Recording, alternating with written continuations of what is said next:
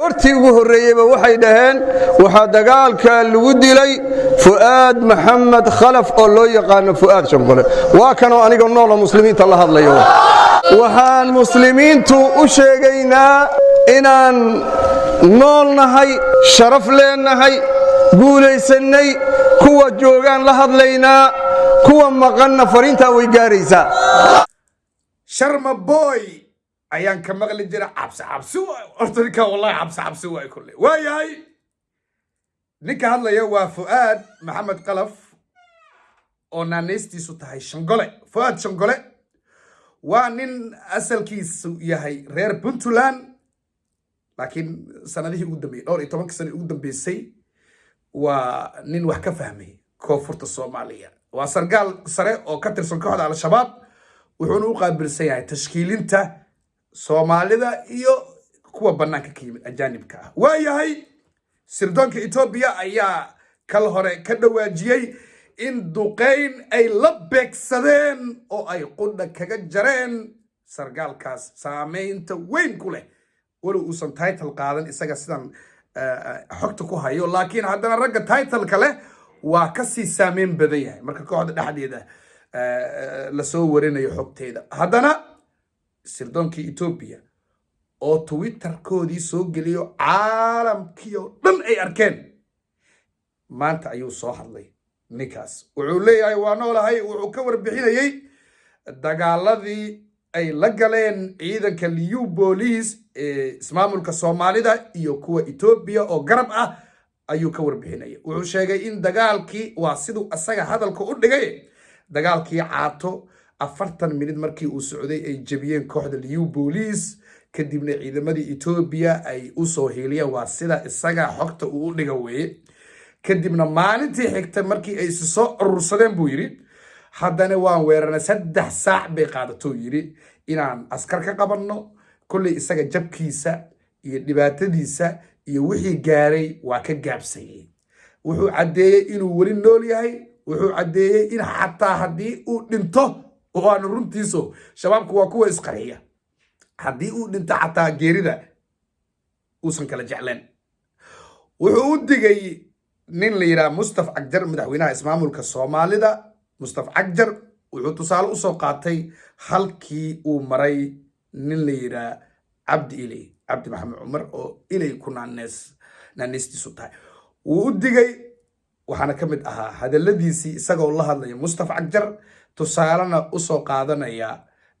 madaxweynihii isaga ka horeeyay ragii ka sii horeeyay wuxuu leeyahay sida tan waxa dulinimo ugu filan kii iyaga keenay ee aasay ina ilay la oranayay ee muslimiinta laayay ee fasahaadiyay ee dhiigooda dhulka ku qulqulay ee kabaha u ahaa mena sanaawi maanta kaaladii laftigoodii buu xabsi ugu jiraa waayahay barnaamijkiisa ama khudbadiisu way dheereed inta kaliya muhiimka ah ayaan ka soo qaatay waayahay dhanka kale sidee caalamku ama Soomaalidu ay u sawiran kartaa warbixin dambe oo ka timaada sirdoonka Ethiopia oo ah mid adag mar haddii ay ku dhiiradeen sida isagu Fuad Shangole uu ku doodayo wuxuu leeyahay waa sidoo hadalka u dhigay jabkii aan gaarsiinay Liu Police iyo ciidamada Ethiopia ayay indha sarcaad ku sameeyeen oo Fuad Shangole dilnay waa indha sarcaad ay ku qarinayaan uu yiri jabka Liu Police mar haddii uu soo hadlo laakiin warbixintaas waxay iska noqotay mid qiyaali ah oo aan waxba ka jirin isaga noolba haddii uu soo hadlay waliba dagaal ayaan diyaar u dhahay waaya intaas baan kaga gudbaynaa Fuad Shangole maanta taliyaha ciidanka xoogga dalka Ethiopia iyo sargaalka ugu sareeya isna ciidanka Liu Police ayaa beedhaba soo gaaray sawirkan ayay wada galeen labadaas sargaal iyo madaxweynaha koonfur galbeed Cabdicasiis Laftagareen dadku siyaabo kala duwan ayay falcelin uga bixiyaan laakiin dadka siyaasadda oo darasa oo aan soo xiganayna waxay leeyihiin Cabdicasiis Laftagareen madaxweynaha koonfur galbeed in taliyihii ciidanka Ethiopia iyo Liu Police ay garbaha ka soo istaagaan maanta shalan Mukhtaar Rowow lagu dhawaaqay oo isagu u arko bilowga ciribtirkiisa siyaasadeed وجواب وافي أو سينا يوم مدحوينها صوماليا حسن الشيخ محمود وما حي تاي أديو هداد من هو منصور إيسو ودد أو كرسي كان إيجا توري ربتد وزيرنا كان إكتنكا شالي حيري عنيقا إنان إيتوبيا كتشتو سيدا جبلان كياتي وكتشتي أيان قروصدي وسياسة إسكعد waxay u muuqataa Ethiopia qudheedu inay diyaar u tahay ama gacan siyaasadeed ay siinayso Cabdicasiis Lafta Gareen waan aragnaa loolanka Lafta Gareen xildhibaanadiisu xareysan oo maanta ka hadlay ciidamadii Ethiopia iyo kuwa liyu police oo uu dowlatus ciidan maanta ku sameeyay maxay isaga ka difaaci kartaa waxay ka difaaci kartaa dadka siyaasadda oo dorosana in ciidan haram cad iyo ciidamadii waa taqaanaan dhuusamareeb iyo gurceel lagu daldalayay iyo gado inaan baydhabo markaas lagula degdegi karin haddii ciidamada Ethiopia ay joogaan oo taas maxaa cadeen u ah Maxamed Farmaajo madaxweynaha Soomaaliya ayaa ku hungoobay ku guuldareystay in ciidamadii uu ku faanayay haram cad iyo gorgor iyo gaasho iyo hebelo iyo shimbir iyo ay kismaay ka dhigaan maxay tahay ma awood ciidan oo Axmed Madow uu leeyahay ayaa la iskaga difaacay maya ciidanka Ethiopia Kenya ayaan ogoleen oo xitaa diyaarad ku celiyay diyaarada ciidan oo Ethiopia la xitaa ka celiyay halka hadba ninkii aeroportka jooga ayaa toore miyay hada difaaci doonta siyaasadda Lafta Gareen ee Xasan Sheekh wajeysa Ethiopia oo Xasan diidan liyu police oo Xasan diidan oo waliba dib u aragtay liyu police waag u bariyay Ethiopia markii ra'iisul wasaare ogaadin la magacaabay waana lagu soo siqay camal waayahay haddii marka Koonfur Galbeed ay Ethiopian liyu police keensadeen xaalku Koonfur Galbeed miyuu ku ekaanaya dadka siyaasadda oo darosa quburada siyaasadda waxay leeyihiin filo iyagoo dhuusamareeb yimid muruqooda ku yimid filo iyagoo hiiraan soo istaagay iyo jawhar oo madaxdii maamulada sida qorqor iyo Cali Guudlaawe hoosta uga xariiqaya hadba Ethiopia waxa ay doorbidayso Puntland warkeedu waa cad yahay iyada awalba ciidan ku filan oo awood ay qabtaa Ethiopian uma baahna laakiin siyaasadda Abiy iyaduna kama marnaanayso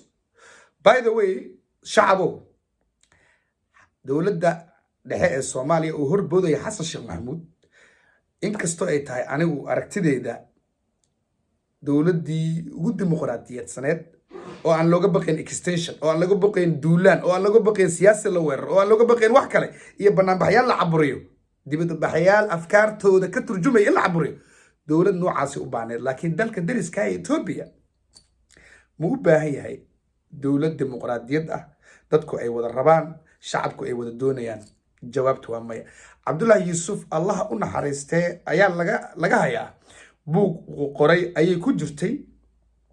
Masar iyo Ethiopia hadda isku dhigan wuxuu leeyahay Masar weligood noo isku dhignaay wadiga Nil ilaa inta la noolaa oo dawladii ay jirtaba caalamka oo lagu jiro qaramada midoobay United Nations Cabdullaahi wuxuu yiri Allah u naxariistay Masar ila labada dawlad waa tartamayaan waa loolamayaan Masar mar walba waxay ku fikirtaa sidii loo heli lahaa awood adag oo geeska Afrika ka jirta Ethiopia la tartamta ay Masar ku dadaalaysaa inay jirto waa muhiim Ethiopia maxay iyaduna qorsheynaysaa oo ama qorsheyn jirta mustaqbalka qorsheyn doonta inaan awood adag oo jirta aysan marna daris la noqon waad aragtaa halka Soomaaliya marka Ethiopia waxay diyaar u tahay dawlad uu hogaaminayo Farmaajo oo kale oo isaga xukunka la weeyahay kursiga la weeyahay oo aan mustaqbal Soomaali iyo mid siyaasadeed iyo dhaxal awoodna ilaalinaynin laakiin Xasan Sheekh oo kale nin Ethiopian heshiis la Masarna heshiis la Eritrea heshiis la Djibouti heshiis la Ethiopia marab Ethiopia waxay u baahan tahay adeege u daacad ah Ilaahay baan ku dhaartay Ethiopia waxay rabtaa in Soomaaliya madaxweynaheedu uu noqdo sida Mustafa Cagjar oo kale ma noqon karno Farmaajo saasoo diyaar u ahaa si xukunka uu joogo mar haddii la waayo Mustafa Cagjarka Soomaaliya hadda waxa taagan nin siyaasad Soomaaliya la yiraahdo inuu ku shaqeeyo rabo Ethiopia mar diyaar uma waxaad iga qortaan marka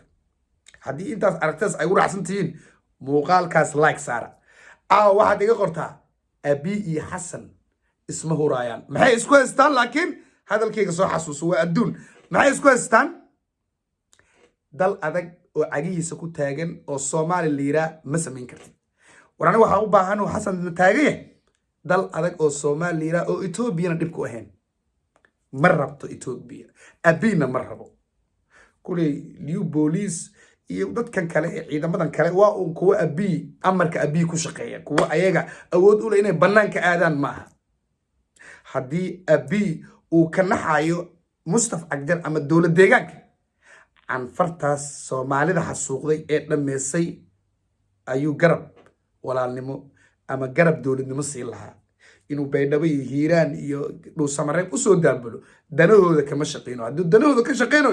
canfarta Soomaalida maalin kasta gowracaysa ee jarjaraysa ayuu ka qaban lahaa walaalaheen Soomaaliyeed ee ogaadeen u badan ee kaliya shanaad ku nool waayahay intaasna waa warbixinadii ugu dambeeyay lafta garan iyo dowlad tuskiisa iyo Mustafa Cagjar wuxuu baa soconaye qaybaha dambe ee barnaamijyada ayaa kaga bogan doontaa hadba wixii soo korna ku soo bir page-keena barteena YouTube muuqaalkana inoo sii shargare like na saar bye bye